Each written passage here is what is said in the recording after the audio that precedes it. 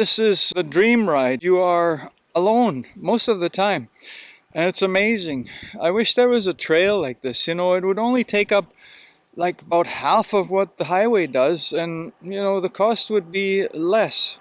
Problem is we don't have enough people yet to demand such a trail. I hope one day that'll change. That's kind of part of my mission. I want to see this in my lifetime.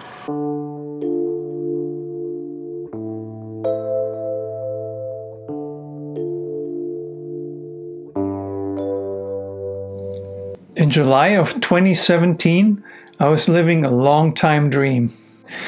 On Wednesday, the 12th, I woke up in my tent early, smack in the middle of nowhere by a beautiful lake in a remote area of northern Ontario, somewhere along Secondary Highway 129. I never found out the name of that lake, but remember it so well. It had been raining pretty much all night, and I was hopeful that the precipitation had passed. The tent was dry and comfortable inside, but completely wet on the outside.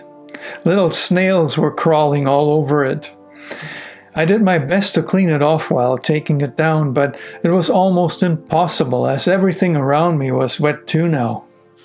This is where my tent was. There's my bike, and over there is the fire pit. I had a fire there last night and actually boiled my meal there without having to use any of my fuel. Of course, now it's all wet and it's impossible to do.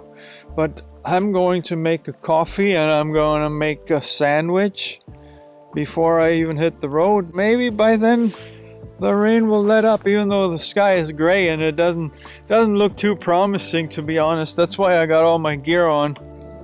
I made coffee with the water from the lake. I had no idea how far I'd have to ride to find good drinking water. My reserves were down to about 3 liters. That's not much for a 140-kilometer bike ride. And the town of Iron Bridge was about that far away. It looked like there weren't going to be any services before that. Breakfast were 2 sandwiches with salami, cheese, and tomato topped off with hot peppers from a jar. The only place to sit down was a log somebody else had left there, and it was wet too now. Yeah, I'm not looking forward to riding 140 kilometers in the pouring rain, but it is what it is. I might have to do it. When I was ready to start my ride, the weather pattern for the morning had become apparent. The sky was gray and it was raining again. There was no telling when it would improve, and since I was far from civilization, I had no choice but to ride, with my rain gear on. For the moment the rain was light, so it was okay, but very far from comfortable. Despite the dampness all around me, I warmed up quickly and had a decent ride.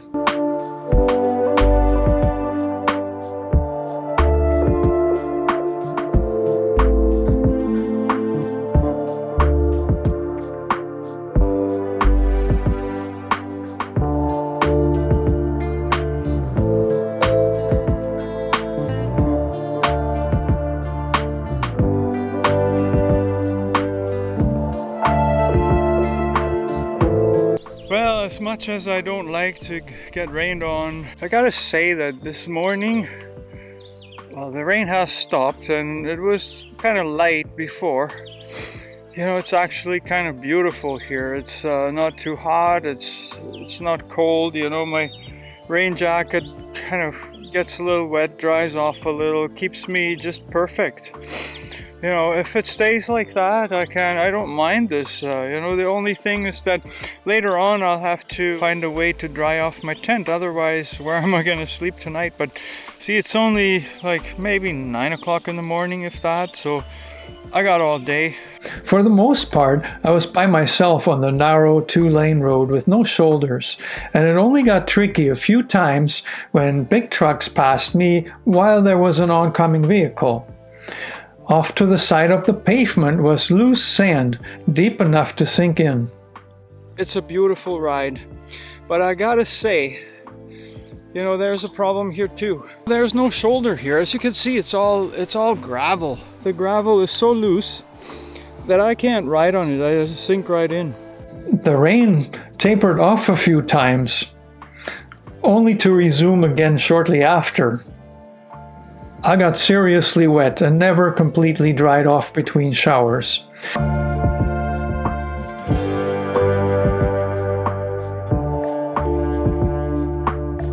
After about 40 kilometers, I reached the intersection of Route 556.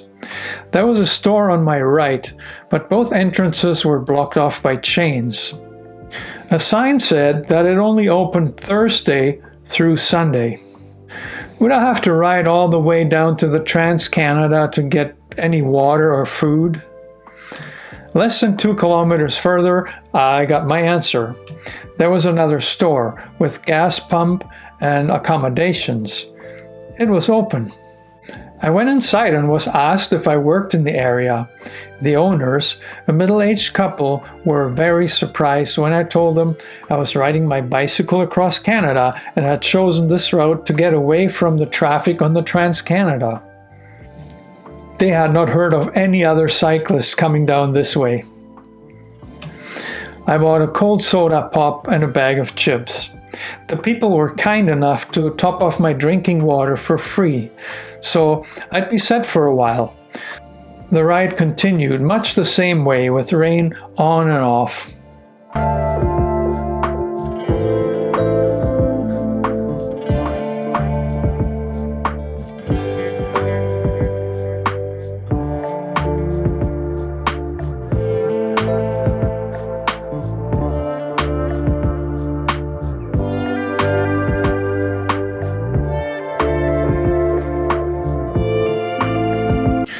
The road also had some very challenging hills, and the physical work kept me warm. The landscape was nothing short of spectacular, especially where the road went along the Mississauga River. Eventually, I reached another little store. I considered it a sign of proximity to the Trans-Canada Highway. And sure enough, it turned out that I had only 2 kilometers to go to reach the turnoff for Iron Bridge. From there, it would be another 28 kilometers to get there. Finally, the rain had subsided, but the picnic table outside was wet. It didn't keep me from making a proper sandwich for a quick meal after I had enjoyed a popsicle from the store. There was another surprise waiting for me. The road to Iron Bridge wasn't paved. So this is the road I have to take to get to the town of Iron Bridge, and according to the official Ontario road map, this is a paved road. But it was gravel with big loose rocks.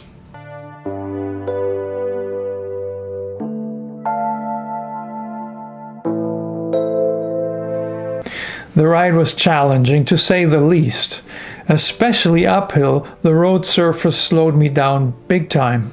But nothing surprised me at this point. After riding across northern Ontario for almost 2 weeks, I can definitely say, sorry Ontario, but Ontario is not a bicycle-friendly province. The roads are built with considerations for cars and trucks only. Is this a budget issue, or are cyclists just not a priority? Drivers also tend to drive way faster than the speed limit, which doesn't help. I finally reached Iron Bridge. The rain had stopped, but it was cloudy and damp, with a slight drizzle and occasional gusts. It seemed like there would be plenty of places to camp out without getting in trouble, but it was obvious that I needed something more. My tent was still sopping wet, and it would be uncomfortable to sleep in that for sure. I rode across town all the way down to the Trans-Canada. That's where most of the businesses were located, and among them was a diner. I was beyond hungry at this point and ordered the biggest burger on the menu. That hit the spot. The waitress read my mind and told me about the rates at the motel next door. They seemed to be very reasonable. It was a no-brainer to get a room there. The motel was newly renovated, and it was a surprisingly good value. After days off the grid, I finally had good internet now and cell phone service. Before getting busy with all that though, I unpacked the camping gear and had a long hot shower. Finally, I was able to text Barbara again. It seemed like the path to central Ontario was now a lot more predictable. We discussed our plans to do some cycling together, so I searched for flights I could pay for with my credit card points. Barbara would fly into Toronto Pearson, and then we'd tour Ontario together for a while. This would mean some detour for my coast-to-coast adventure, but whoever said you had to take the most direct route? Later on, I watched some TV. Then I got hungry. So I took a walk to the general store and bought some snacks.